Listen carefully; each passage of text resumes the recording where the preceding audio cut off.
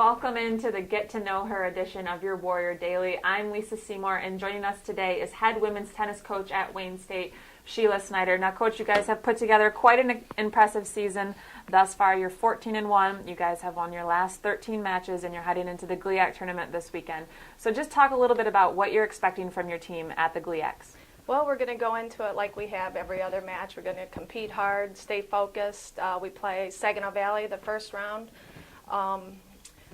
We beat them 9-0 last time. I'm sure they're looking to come back to get us. So, like I said, we're just going to, take one match at a time.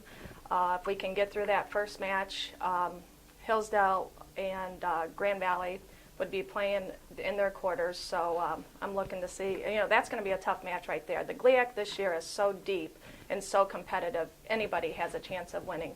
So anyway, if we can make it through the first round, we'll grab one of those guys. And our ultimate goal is to get a rematch with Northwood. That's our ultimate goal. And now, Sheila, just talk a little bit about the dynamics of your team this year. Going in, you guys were sort of seen as the underdog. You didn't really have a definite number one singles player. So just talk about how your team has developed over the season. Yeah, well, we lost our number one and two players from last year. Christina Gorinskaya was player of the year. Anytime you lose, that player, it's a huge blow. But we have our seniors that came back. We have our core group of players, and Yasha and Ann Lee. They stepped up big, and the first week of practice, I was like, this could be a long season. So we didn't have a true number one. Honestly, we really didn't. And then Yasha, she stepped up big. She plays like a guy. I mean, she has all the tools. So we said, okay, we're gonna put Yasha in that spot. And she went in.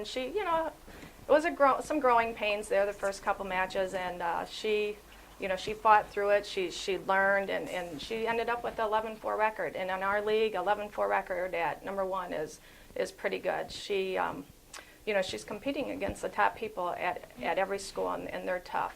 We brought in, our number two player, Julia Kamenko. She's from Canada. She hasn't lost the match at number two. My number three player from Canada as well, Alex Poisson. She's been undefeated. They moved together at number two doubles and had an extremely successful year. And then Yasha, again, with Ann Lee. They were a number two doubles team last year, who bumped up to number one doubles this year. They felt a little pressure at first. They're playing the big dogs every single match, day in and day out. And, they've only had 2 losses, and they made it to the ITA finals, so which is, great. You got 2 sophomores, at one doubles and 2 freshmen at 2 doubles. We have Jessica Krushak playing 5 and Tanya playing 6. Couldn't ask for, they're having a very solid year, at 5 and 6 and 3 doubles. Couldn't ask for 2 better people leading our team. They're just great role models. They teach these young kids.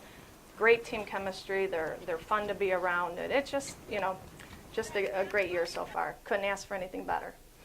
And now talk a little bit about, you guys will head to GLIACs this weekend, but then you'll take a break, and then in the spring you come back for the NCAA playoffs. Talk a little bit about how that break works and then what you're expecting to see from your girls in the spring. Well, okay, trying to worry about GLIACs right now, but for as far as the spring goes, yeah, we'll take some time off, and then, the girls are working with the strength coach. Then in January we'll start, playing some tennis again. We have a newcomer that will be eligible who's been sitting out, Manu Materik, so she's going to add some depth to the lineup. So we'll practice, and then we'll go to Florida. We're playing some pretty tough teams in Florida, and we come back from then, and then you kind of sit and wait. It's a waiting game whether or not you make it to the tournament. So our goal is to always make it to the tournament, but they take 5, and we're one of the few conferences in the country who play in the fall, and then you play the waiting game, and all these other teams are playing in the spring, and so they have a lot of matches under their belt. So just a little different, but that's our other ultimate goal, is to get there. And now, Coach Snyder, not many people may know this about you, but you have a pretty storied history here at Wayne State. You were a student athlete here. Getting old. You played basketball, you played tennis here, and then you went on to be the women's tennis coach here. So I just want to get your perspective on how things have changed from when you were a student athlete to now. Okay. If my memory can go back that far, no, I'm just kidding. Well, I would say right now the facilities. That's what almost everybody notices. When my friends come back here, they're like, wow, look at what we've done. And it's, it's every sport. Rob has done it for every single sport. It's just not one sport, which, a lot of schools might be, more one-dimensional. So every sport here has benefited.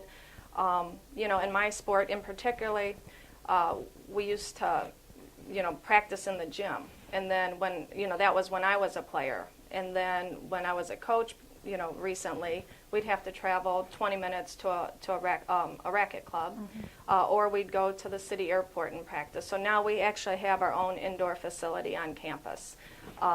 As you look at the scoreboard out there, and I was laughing. We played, a team earlier in the year, and the coach came over and shook my hand. And he said, "Oh, nice match, coach."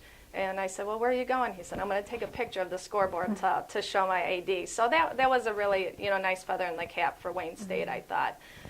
So besides the facilities, I think we're recruiting more out of the Tri-County area. Again, my team, we're recruiting all over the world, and all the teams here are going out and trying to bring in the best players. And with these facilities and the education you're getting here, you're able to get those kids. Other things, the athletes are all living on campus. Back when I was here, I think tennis had 2 people living on campus. Football team might have had 6 rooms living on campus. And now probably mostly all of his players, live here. The others, that we have a lot of trainers, that are here to take care of our teams. We had 1 trainer before.